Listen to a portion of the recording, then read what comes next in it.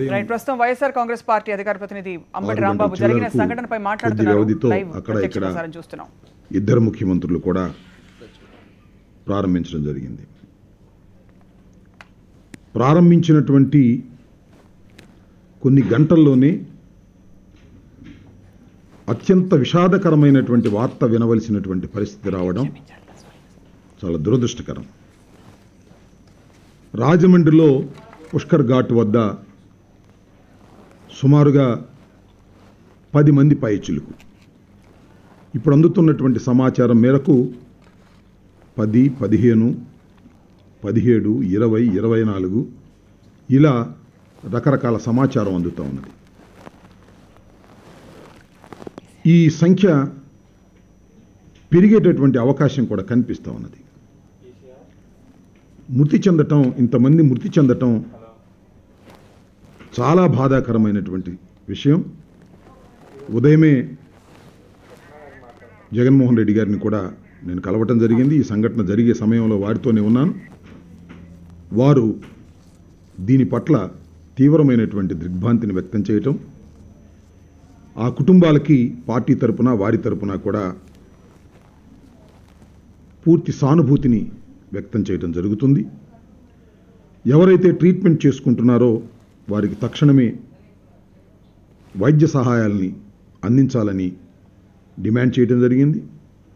అలాగే వైఎస్ఆర్ కాంగ్రెస్ పార్టీకి చెందిన కార్యకర్తలు కూడా వైద్యులు ఎవరన్నా ఉంటే తక్షణమే అక్కడికి వెళ్ళి వారికి వైద్య సదుపాయాలు కల్పించేటటువంటి కార్యక్రమాన్ని చేయవలసిందిగా కూడా వారు నా ద్వారా చెప్పడం జరిగింది. ఆ విషయాన్ని మీడియా ద్వారా తెలియపరుస్తున్నాం. ఈ సంఘటన నిజంగా రాజకీయాలు చేయవలసిన అవసరం లేదు.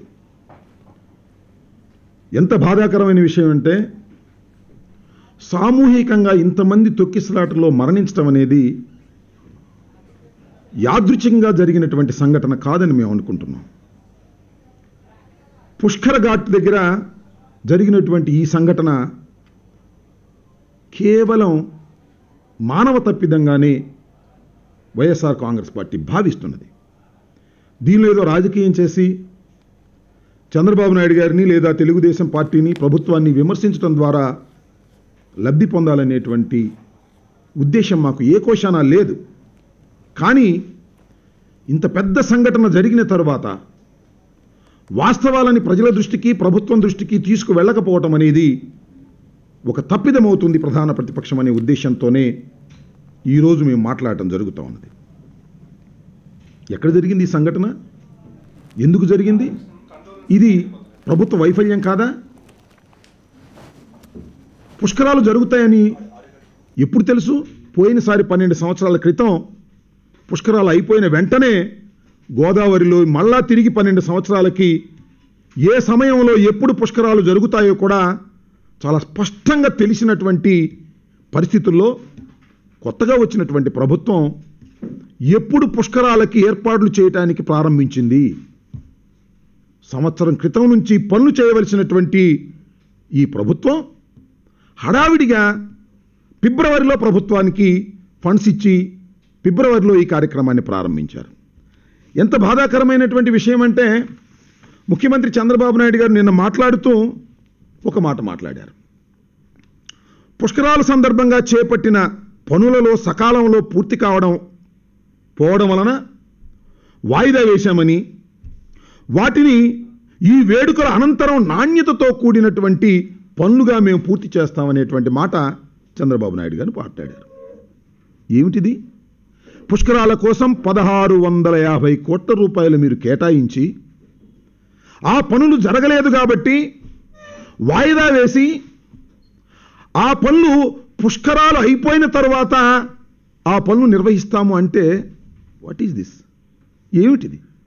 పుష్కరాల కోసం కేటాయించబడినటువంటి 1650 కోట్లను ఖర్చు చేయడంలో విఫలమై పుష్కరాలు అయిపోయిన తర్వాత వాటి గురించి మేము మాట్లాడతాము అంటే వాట్ ఈజ్ యువర్ అడ్మినిస్ట్రేషన్ అని అడుగుతా ఉన్నా. ఇది అనుభవంతో కూడుకున్న సమర్థవంతమైనటువంటి ముఖ్యమంత్రి వ్యవహరించవలసిన తీరేనా? ఇవాళ ఈ 10 మందో 20 మందో 50 మందో మరణించడానికి ప్రధానమైనటువంటి కారణం మీ అలసత్వం, మీ అసమర్థత. దీనిలో ఏ విధమైన సందేహం లేదు. ప్రచారానికి ఇచ్చినటువంటి ఆర్భాటం మీరే వెళతారు, మీరే వెళ్ళి అధికారుల మీద కేకలు వేస్తారు. ఆహా, చంద్రబాబు నాయుడు గారు అధికారుల మీద కేకలు వేసి పనులు బ్రహ్మాండంగా చేయించుతున్నారు అనేటువంటి మాట పొందటం కోసం ప్రయత్నం చేస్తారు తప్ప మీ మంత్రివర్గంలో ఉన్నటువంటి ఎండోమెంట్స్ మినిస్టర్ గారు కనిపించరే? ఏమైపోయారైనా? అంటే ఈ 1650 కోట్ల రూపాయలు మీ సొంత మనుషులకు పనులు అప్పగించడం వలన ఆ కార్యక్రమం జరుగుతున్నప్పుడు ఎండోమెంట్స్ మినిస్టర్ గారు ప్రమేయం ఉంటే మీ రహస్యాలు తెలుస్తాయనా? మీరు దానిలో మీ అభిమానులు లేదా మీ అనుయాయులు బొక్కుతుంటే ఆ రహస్యాలు భారతీయ జనతా పార్టీకి చెందినటువంటి మంత్రి గారికి తెలుస్తాయనా? ఎందుకు మీరు వారిని పక్కన పెట్టారు? అంతా నేనే అయి చేస్తాను అనేటువంటి బాధ. నేను ఒకటే మనవి చేస్తున్నా, అడ్మినిస్ట్రేషన్ అంటే ఎవరు చేసే పని వారు చేయాలి. వెనక ఒక కథ ఉన్నది, కుక్క చేసే పని కుక్క చేయాలి, గాడి చేసే పని గాడి చేయాలి, మరొకరు చేసే పని మరొకరు చేయాలి. అందరి పనులు ఆపేసి నేనే చేస్తాననేటువంటి ఒక భావన చంద్రబాబు నాయుడు గారు తీసుకురావడం వల్లనే ఇలాంటి ప్రమాదాలు జరుగుతూ ఉన్నాయి. నేను ఒకటే మనవి చేస్తున్నా, చంద్రబాబు నాయుడు గారు తక్షణమే రాజీనామా చేయాలి అని మేము డిమాండ్ చేయదలుచుకోలేదు. కనీసం చంద్రబాబు నాయుడు గారు అమాయకులైనటువంటి భక్తులు ఎక్కడి నుంచో వచ్చి 12 సంవత్సరాలకు ఒక్కసారి జరిగేటటువంటి ఈ మహత్తరమైనటువంటి పుష్కరాలలో మునిగి తరిద్దామని వస్తే సుమారుగా 10 పైచిలకు 30 లోపు ఇప్పుడు అందుతున్న సమాచారం మేరకు చనిపోతే వారి కుటుంబాలు ఏమవ్వాలి? దీనికి బాధ్యత మీరు వహించరా అని అడుగుతా ఉన్నా. రాజీనామా చేయకపోతే చేయకపోయారు, సిగ్గుపడండి చంద్రబాబు నాయుడు గారు. ఇలాంటి మరణాలకి నేనే కారకుణ్ణి, నా అసమర్థతే కారణమని కనీసం సిగ్గుపడే ప్రయత్నం చేయండి. కనీసం వీలైతే 2 బొట్లు కన్నీరు కార్చండి చంద్రబాబు నాయుడు గారు. మీ అసమర్థత, మీ ప్రచార ఆర్భాటం, మీ దోపిడీ, మీ అన్యాయం వలన నిండు ప్రాణాలు గంగలో కలిసిపోయాయి, పుష్కరంలో గోదావరిలో కొట్టుకుపోయాయి. చంద్రబాబు నాయుడు గారు సిగ్గుతో తలదించుకోమని మనవి చేస్తున్నా. ఎక్కడో చూశా, ఇందాకే దిగ్భ్రాంతిని వ్యక్తం చేశారట చంద్రబాబు నాయుడు గారు.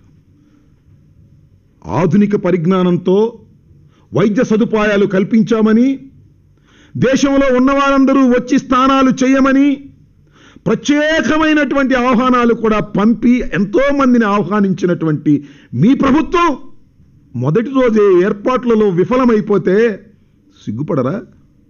పశ్చాత్తాపడరా చంద్రబాబు నాయుడు గారు? మీ దోపిడీ వల్ల ఇదంతా జరుగుతూ ఉంది. చంద్రబాబు నాయుడు గారు, మీరు ముఖ్యమంత్రి అయిన దగ్గర నుంచి నేటి వరకు జరిగినటువంటి ప్రతి సంఘటనలోనూ స్పష్టంగా మీ యొక్క వైఫల్యాలు కనిపిస్తూ ఉన్నాయి. ఒక్కదానిలో కాదు, ప్రతి దానిలోనూ వైఫల్యం కనిపిస్తూ ఉన్నది.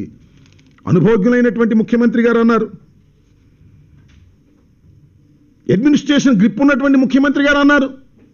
ఏది మీ అడ్మినిస్ట్రేషన్ గ్రిప్? ఏమైపోయిందని అడుగుతా ఉన్నా. హారతి కర్పూరంలాగా అరించిపోయిందా?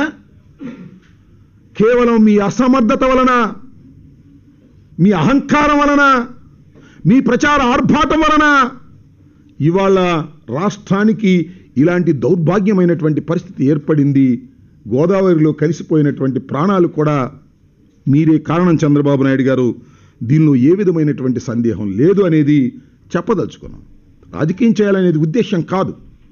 కానీ ఇంత మహత్తరమైనటువంటి 1650 కోట్ల రూపాయలంటే పట్టిసీమ కన్నా మించినటువంటి ఫండ్స్. అవి దేనికోసం ఉపయోగించారు? భక్తుల కోసం ఉపయోగించారా? మీరు మీ తాబేదారుల కోసం ఉపయోగించుకున్నారు. మీ తేబేదారులు తినడం కోసం ఉపయోగించారు. నేను మొన్నే చదివాను పత్రికలో, చంద్రబాబు నాయుడు గారు ఘాట్కి వెళ్ళారు. బ్యారికేడ్లు సీఎం పరిశీలించి సంతృప్తి వ్యక్తం చేశారు. వెల్డన్ అంటూ కలెక్టర్ను ప్రత్యేకంగా అభినందించారు. ఏంటి, మీరే పర్యవేక్షించారట, బ్యారికేడ్లన్నీ వెళ్ళి చూశారట, కలెక్టర్ను వెల్డన్ అని మీరు బ్రహ్మాండంగా చేశారని మాట్లాడారు. ఎందుకు ఇలా జరిగింది? నేను ఒకటే మనవి చేస్తున్నా, మీరు వెళ్ళి పొద్దున్నే అక్కడ స్నానం చేసి అక్కడే ఉండి ఎంత చేస్తుంటే అధికారులు, అధికార యంత్రాంగం మీ భద్రత కోసమే కాలాన్ని వెచ్చించింది తప్ప భక్తుల యొక్క భద్రత మీద కనీసమైనటువంటి శ్రద్ధ కూడా చూపలేదు అనేటువంటి భావన ఇవాళ కలుగుతా ఉన్నది. మీరే అక్కడికి వెళ్ళి సాక్షాత్తు అక్కడే కూర్చుంటారు. కానిస్టేబుల్ చేయాల్సిన పని కూడా నేనే చేస్తాను కంట్రోల్ రూమ్లో కూర్చుని అనేటువంటి మాట మాట్లాడుతున్నారు. ఇది చాలా అన్యాయమైనటువంటి విషయం. చంద్రబాబు నాయుడు గారు, దయచేసి ఇప్పటికైనా ఆలోచన చేయండి. ఈ సంవత్సరం కాలం మీరు చేసినటువంటి పరిపాలనకి ఇది పరాకాష్ఠ. మీరు చేస్తున్నటువంటి దోపిడీకి, ఫండ్స్ నిధుల్ని కాజేసే పద్ధతుల్లో మీరు ఇంతకు ముందు కూడా మనవి చేశాను. చంద్రన్న కానుక పేరు మీద మీరు ఫండ్ రిలీజ్ చేసి దానిలోనూ కాజేశారు. అలాగే మీరు ఫ్యాక్టరీస్కి ఇన్సెంటివ్స్, ఇండస్ట్రీస్కి ఇన్సెంటివ్స్ ఇస్తామని చెప్పి దానిలో రిలీజ్ చేసి దానిలోనూ కొంత కిక్ బ్యాక్స్ తీసుకున్నారు. ఇవాళ 1650 కోట్లలోనూ కిక్ బ్యాక్స్ తీసుకునేటటువంటి పరిస్థితికి రావడం వల్లనే ఇలాంటి దౌర్భాగ్యమైన పరిస్థితి ఏర్పడింది. కాబట్టి చంద్రబాబు నాయుడు గారు పునరాలోచించుకోండి. ఇది చిన్న విషయం కాదు. ఒక పవిత్రమైనటువంటి విషయంలో ఇలాంటి ప్రమాదం జరిగిందంటే ఇది మానవ తప్పిదం కానే కాదు. ఇది మానవ తప్పిదమే తప్ప మరొకటి కాదు. యాక్సిడెంట్ అని అనుకోవద్దు. ఇది ఖచ్చితంగా మానవ తప్పిదమే. మీ అసమర్థత వలనే ఇదంతా జరిగిందనే విషయాన్ని దయచేసి గమనించండి. కనీసం సిగ్గుపడవలసిందిగా చంద్రబాబు నాయుడు గారికి ఈ సందర్భంగా చెప్పదలుచుకున్నాను. ఇంకా చూద్దామండి. 10 కుటుంబాలు ఎంతమంది చనిపోయారో ఇవన్నీ బయటకు వచ్చిన తర్వాత ఎంత అన్నారు? 12 అనేది ఒకరి సమాచారం. వారందరికీ తగు విధంగా ముందు సహాయం చేసిన తర్వాత, ముందు ఈ బయటకు రానివ్వండి విషయాలు వచ్చిన తర్వాత మళ్ళీ దాని మీద జగన్మోహన్ రెడ్డి గారు మాట్లాడతారు, ఇంకా మా నాయకుల తర్వాత మాట్లాడతారు. ముందు ప్రాథమిక సమాచారం అందింది. ఇప్పుడే ఎక్స్గ్రేషియో అని మరొకటి ఎంత ఇవ్వాలి ఏమిటి అనేది ప్రభుత్వం నుంచి స్పందన రానివ్వండి. జరిగింది మాత్రం మొట్టమొదటిగా చెప్పదలుచుకుంది ఇది ఖచ్చితంగా ప్రభుత్వ వైఫల్యం తప్ప మరొకటి కాదని చెప్పడం మా ఉద్దేశం. అందువల్ల రాజకీయం చేయాలనే ఉద్దేశం కూడా కాదు. ఖచ్చితంగా స్పష్టంగా కనిపిస్తూ ఉన్నది ప్రభుత్వ వైఫల్యం. ఆ వైఫల్యాన్ని ఎత్తి చూపడం ద్వారా ప్రభుత్వం గమనించాలని కోరుతున్నాం. ఇంకా 11 రోజుల పాటు జరగాల. ఈ 11 రోజుల పాటు తగిన జాగ్రత్త వహించవలసిన అవసరం ఉన్నది. అయితే మరొకటి, రేపు నుంచి రష్ కూడా తగ్గేటటువంటి అవకాశం ఉంటుంది. ఎందుకంటే ఎవరైతే రావాలని అనుకుంటున్నారో, ఎవరైతే ఇతర ప్రాంతాల నుంచి వచ్చి